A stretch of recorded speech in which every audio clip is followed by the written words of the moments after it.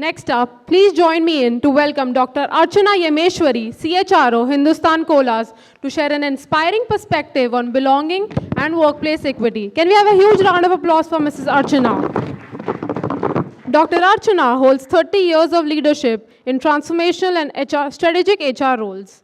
As the CHRO of Hindustan Colas, she specializes in coaching and mentoring, capacity building, OD interventions, change management, and mindfulness. Her engagement with the board committees has brought many policies to drive a positive change.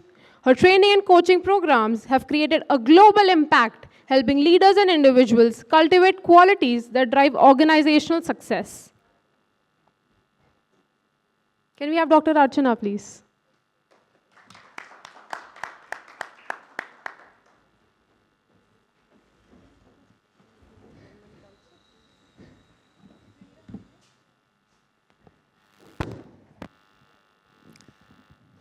Good evening. Am I audible? Properly? Thank you. Yeah.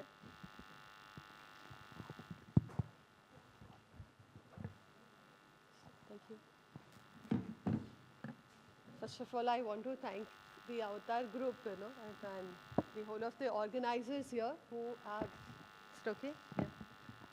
The organizers who've thought of bringing me here, and I was actually thinking, what is it that I'm going to share? So Lakshmi asked me to talk about inclusion and asked me to share the stories from my life. I had never thought of my life as, from the perspective of what kind of challenges I faced in inclusion and all. I was like a free-flowing river living my life. So I had to actually sit down and think and look back and see what was these things. Let me ask you, I see there are a handful of the audience here, but yes, you got to answer my question. Are there situations, what are the situations when you felt that the inclusion is an issue for you? Yeah? Did you? I think most of you would have. Let me just hear something from the audience.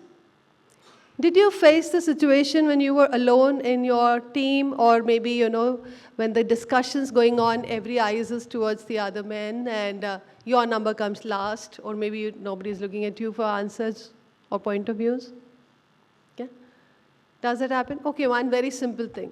At home, your maid is there. You were telling her something. She is saying something.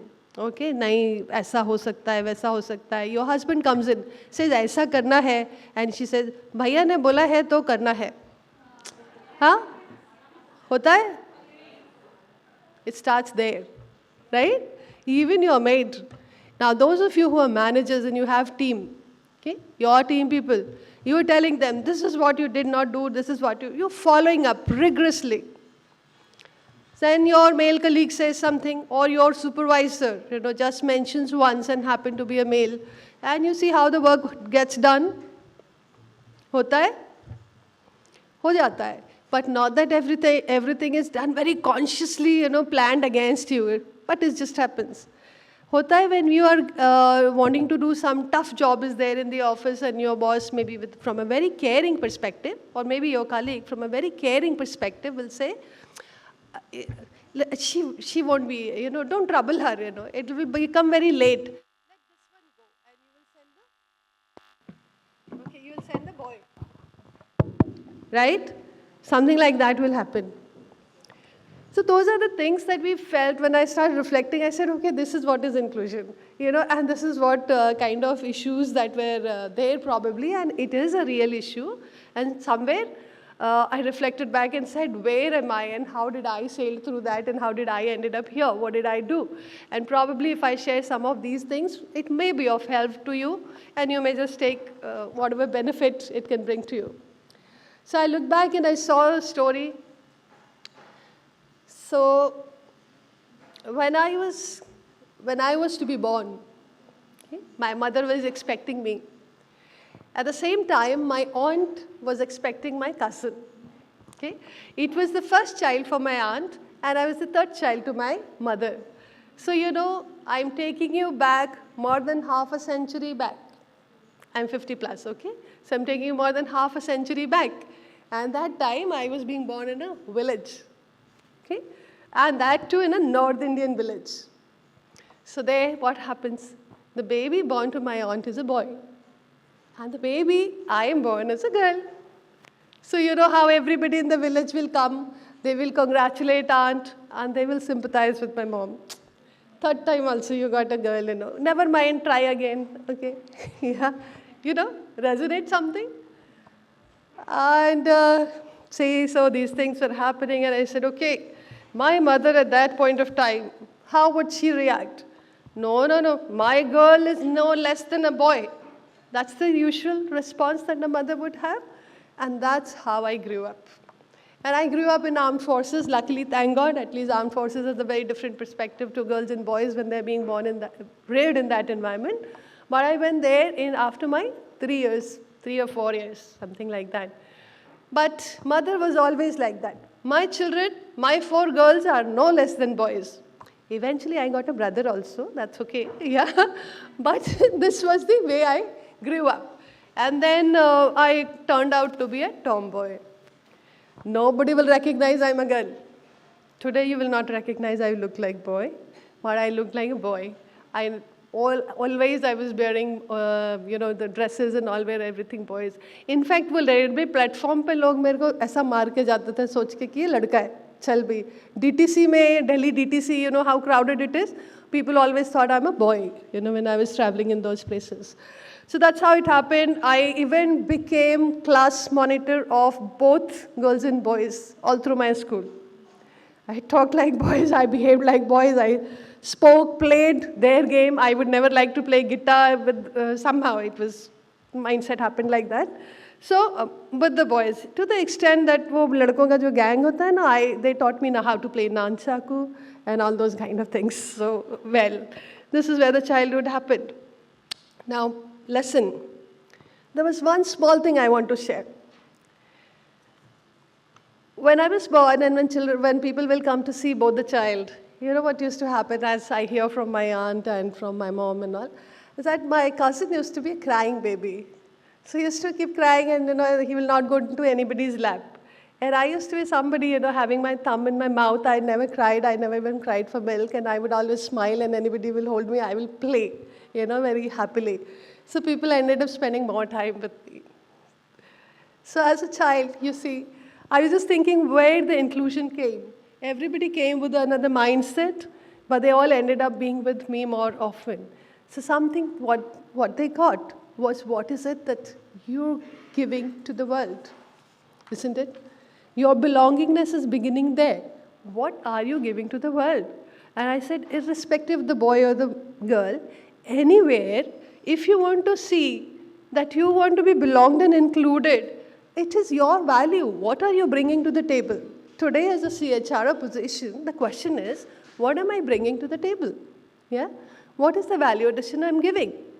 And I saw and I said, okay, I was also very much wanted in the school. What for? You know what for? My notebooks.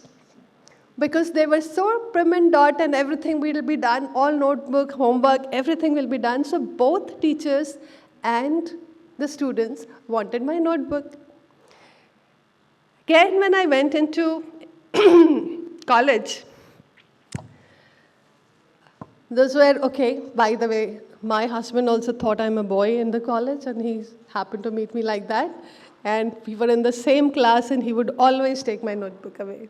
Okay, so these are the things, when I took the lesson out of it is, I think this is it. What are you bringing and giving to the world? I also recollected one, when I came to the corporate, my first assignment was in Industrial Relations Department.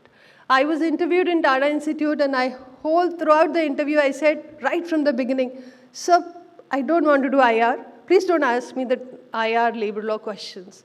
And they said, okay, just tell us what is this, just tell us what is this. Half an hour interview was all around IR. They recruited me in the IR department. And then there, you know, I was sitting in the negotiation meetings with my management and the labor or the other category people at that side. See, so many years earlier, 30 plus years earlier. I think those must be one of those early time when a girl was sitting in the negotiation meeting with union on the other side. And these meetings will go on till 12, 12:30, 1 o'clock in the night. Late in the night it will go on. So I would sit. And then, you know what happened? The unions will think, why sir has brought one girl? Because now they cannot be their rough self, There's a girl sitting in the room. But I was very much wanted. I was thinking, what was it I brought to them? In fact, my GMIR got me there all the time because I was one of the young people joining that time knowing what is Lotus 1, 2, 3. You remember that time? Used to have no Excels, Lotus 1, 2, 3. So whenever the union will throw some proposition, I will immediately calculate something and I will say, sir, this will mean this much impact on the company. So my seat was right behind the GMIR who would be negotiating. Center, he'll sit in the front, I'll sit right behind him.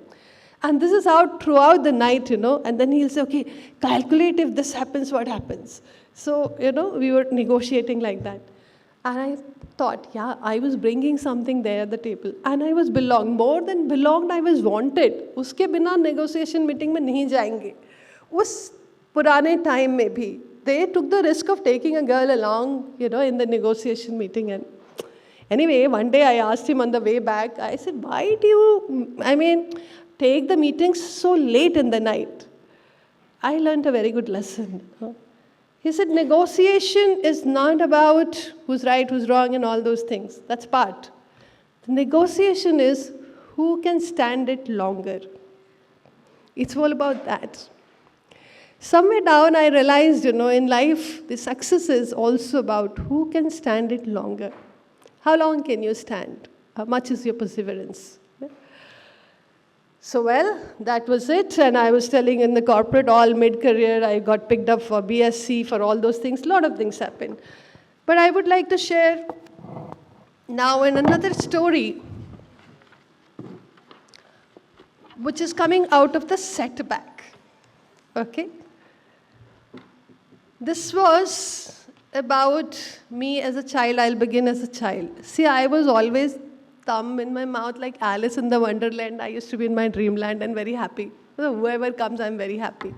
Same in the nursery class. Nursery class, I will sit down and children will wait for the class to get over so that in the lunchtime, when I'm telling them nice stories, they can flock around me with their tiffin and they will give me the best out of their tiffin because I was telling them nice stories, all imaginary stories, but all Alice in the Wonderland. And this continued. So when I was in class 1, I will sit back in the last chair, last bench I will sit, and I will be, all my eyes would be outside the window. I will be looking at the trees, the birds, and the butterflies has been my favorite. And as if they're talking to me, and I'll be lost. You know what is the result? I flunked. I failed in class 1, okay? The last bench, costed me. And the Alice in the Wonderland, of course, but that's a very beautiful phase, I would still say. So what happened? It never hurt me that I failed because I never understood what failure means at that point of time, at that age. 2 things only I remember. One, when I was moving back home and I told my elder sister, we used to walk down home, so I told her, I've got my report card, but उसपे कुछ लाल लाल ऐसा बहुत है. So she said, okay, let me see. So उसने देखा था and she said, इतना सारा jalebi, and that's so, and she started hitting me right there. Okay, so मैं कितना मार खा के घर पहुंची I don't know. My father and my mother didn't say anything, but my sister took my life out, So I remember that one thing. Second thing I remember out of that failure is that next year, when I came back, so I used to go into the same class, where other students were going in, I was going into the same class. So they stopped me and they said, no, you failed, you go back to the same class. That's the moment I remember, okay? These 2 things only I remember out of that whole failure things. But I feel that one failure set the foundation for the rest of the success that I had in my life. So much changed after that. So my class teacher took me out. She realized what am I, because, elders will see what children are doing. So she said, okay, come. And she made me sit on the front desk and in the middle row. You see, now I can't see anything. I had no option of being an Alice. So I was sitting middle row, right in front of her. Every teacher will come. The first is my notebook. They will check, you know. From there, I learned that my notebook has to be prim and proper and complete all the time. And I was to sit with a girl who used to be topping. Now, this was a topper, so everybody will appreciate her. And I then realized there's a different world, you know, from the Alice in the Wonderland. There's a different world, which is a happening world, and their appreciation happens. Otherwise, appreciation had no meaning for me before that. But then I realized, okay, some people are appreciated, some people are depreciated, okay. So I picked up what is learning, and then, you know, I started reading stories in the books, and somewhere the books will convert into the Alice in the Wonderland, some another stories will come in, but I developed my taste with the books. What I learned from there, what happened? First year, I came third in class. Second year, I came second in class. And the next year, I came first in class. I, in fact, topped. Thank you. But when I taught the class, I was not happy. Guess why? Because the girl who has become my best friend, who's shown me how to read and teach, now she was not happy. Because I became first, she became second. And she was crying, and I just did not like it, so I couldn't celebrate my being first. And that's always given me a perspective that being first and second is not all that important, you know. But yes, this is the world, and this is the game that happens. Okay, that one lesson. Sit in the front desk, be visible. Sitting back is the biggest setback.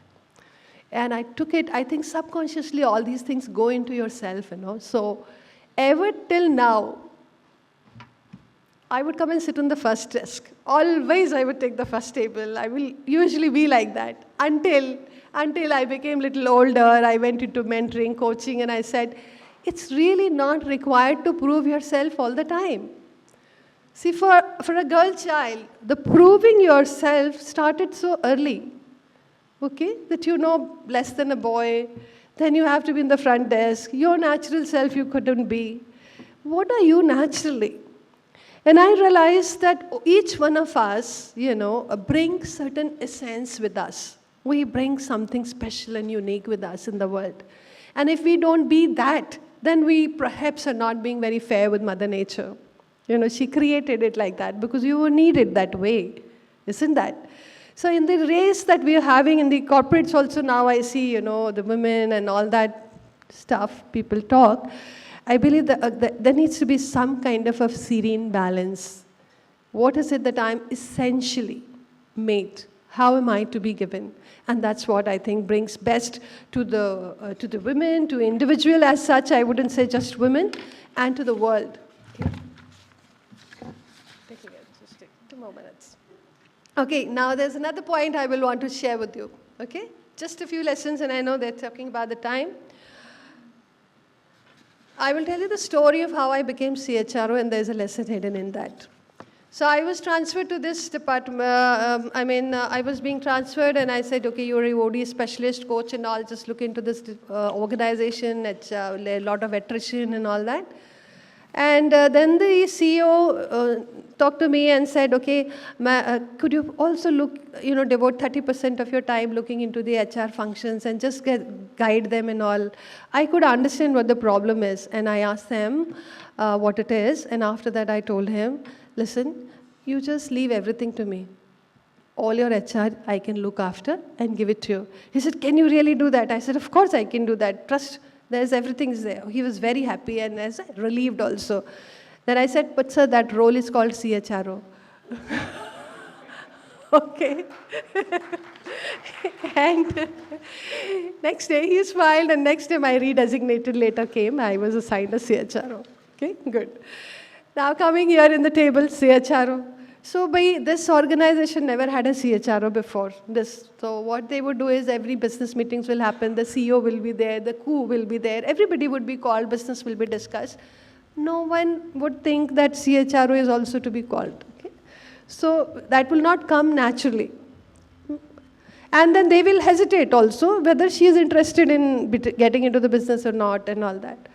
One day I just went inside, I said, what are you all discussing? And this is business. I said, okay, I also want to know what is business. I just pulled the chair from the side and put it across right next to my CEO and sat down. Okay. We discussed business. I participated, I started doing it. Ever since then, I have always found the chair on the table. Okay? And I have learned, thank you, that there are times you got to pull your own chair and make your own space. That's important. Okay? You don't have to wait for somebody else to give you that. Okay? There's thinking out of box that I want to say is about coaching and mentoring. We're talking so much about coaching and mentoring and all the programs that's happening. Something I think probably must have changed now for this generation of women, but way back in our old age, you see, young age, I would say, okay? Yeah. So coaching and mentoring will happen very organically and naturally for your men colleagues. My director HR will, nicely. So one day I actually got to know from one of the peer that he will take them out, he will have a cup of tea with them, coffee, spend a lot of time and guide them and coach them. And I felt left out. Now this is that girl born, how can she feel left out? I said, what to do? I also want that. How can this not be available to me just because I'm a woman? And what do I do? And then I looked into it and I found it's more, if the culture is open, it's fine. But if you have those orthodox culture, PSU and government, maybe, whatever, I don't know how it is for others. But if the culture is such that if you're seen very often with a man or a senior boss, oh, what is she trying to do? Then your progress come in, then, oh, because she was going all the round. You got to be, people don't talk about it, I want to bring it on the table. Please, we need to address this, okay? So I said, what do I do? So one day I just picked up the phone and called him up. And I said, so I came to know you were guiding all these people. What about me? So and he has no answer. I said, so what about me? I also want to. So what are your questions? I said, okay, I'll give you all the questions. So I will list my questions, and I really thank technology. Then came WhatsApp, and then came Zoom and everything. And Zoom helped me to go to the extent that I started reaching out to best of the mentors globally. And today, Marshall calls me granddaughter, Peter calls me a sister. I mean, I'm connected with best of the mentors in the world. Coming back, last point, okay? Just the last point, and very important one. All these things I've kind of got my satisfaction, okay? But I could never feel complete, and I didn't know what was it. So my spiritual journey and coaching journey both started in 2010-11, and I would feel there's still something left. And there will be nights, when I will feel that you're not really doing, the time is slipping out, you're not really doing what you're meant to do. You're not really doing that. And that voice will kill me. So I said, what am I supposed to do? So I started meditating, concentrating, and I think it happened when I went to Mount Kailash. I can actually compartmentalize my life between the two. Before Kailash, after Kailash. When I came back, I couldn't speak. I would shiver. I couldn't speak. I will go into tears. I will be just ecstatic. But I wouldn't know. I in fact told my boss कि कभी कुछ आपको ऐसा abnormal लगे तो मुझे छोड़ देना, spare कर देना. Because it was too different. And then it was like downloads. कैसा आप file download करते हैं? It's a huge download which comes up, And when I took those downloads, I realized there's a lot of clarity which comes in. And I felt that the world needs that. The world needs that, irrespective men and women. Once you got the clarity about what the life is, there's no pain. You know what it is. There's no pain, there's no pleasure. It's clear. So I created a program called Upunayan. And I started giving it all throughout the COVID. I have done it freely for everybody. And that's where I started feeling little stabilized. Okay, little stabilized. Then I saw that, many people in the corporate get into, when they don't get the promotion. Who get the promotions, fine. But you think all women are striving. All of you are going to go up? Or all the men are going to go up? What happens to those who fail? They get into the negative cycle. Self-esteem gets lower. You poison yourself. You kill yourself. You become... So I said, no, this is not human. There has to be something about it. Okay? So I created a kind of outline, say, karma yogi, so that your spiritual self does not get tormented. That's the core of you. It has to flower. Okay? It's kind of that. Similarly, I saw that why is this happening? You want to be visible, you want to be doing this, that, and the chase. That's because your leaders, if they are yogic, if they know what is to be seen, then this kind of culture will not happen, You'll have a culture where everybody flourish. So it's my dream to see that the organizations where we spend more than half of our life are giving you a culture, a space where you blossom, like a flower you blossom, everyone. So I created this something called Raj Yogi. Okay? I think my presentation is not showing up here. Okay. Never mind, it's okay. Oh, okay. Yeah. This is all that you all have seen. Yeah? Okay. Never mind, I don't want to come back there. Let's just be here. Okay? This is just last week that I started giving them shape. Okay? Then I saw the women, they have a difficult problem. Just because they're mothers, they're losing on in the career game so much. Okay? But you know what they're doing? Tomorrow, if the women decide, I don't want to be mother, she will be far ahead in your career, but you will lose humanity. You will lose community. If she doesn't rear up them well, you will not have the next generation of workforce in the organizations. So she needs to be given that space very nicely. Okay? That's why I call lead her ship. It's the ship that she has to take it. Okay? Coming back next, I saw, the organizations, everybody is working, but where are they working? Which direction? What is the focus? That's where comes the Dhanurdhar. And then comes something very important.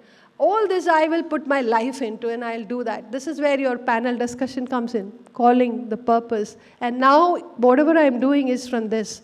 So when I'm there, I'm doing it. But what about this when I'm not there?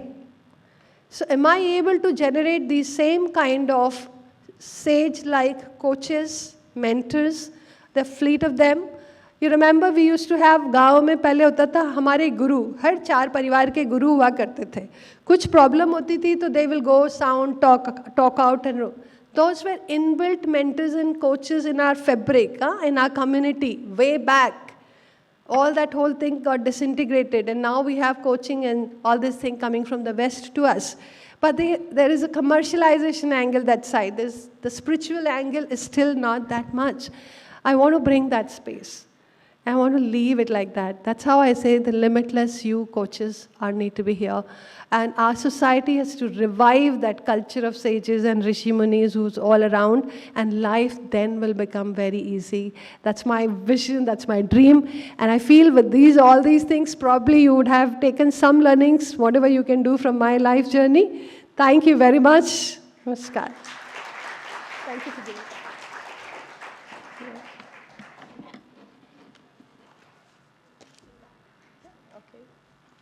That was a very inspiring talk. I now invite Mr. Umashankar Kandaswamy, co-founder and chief of staff at Avatar, to present the memento to Dr. Archana. Can we have a huge round of applause for Dr. Archana, please?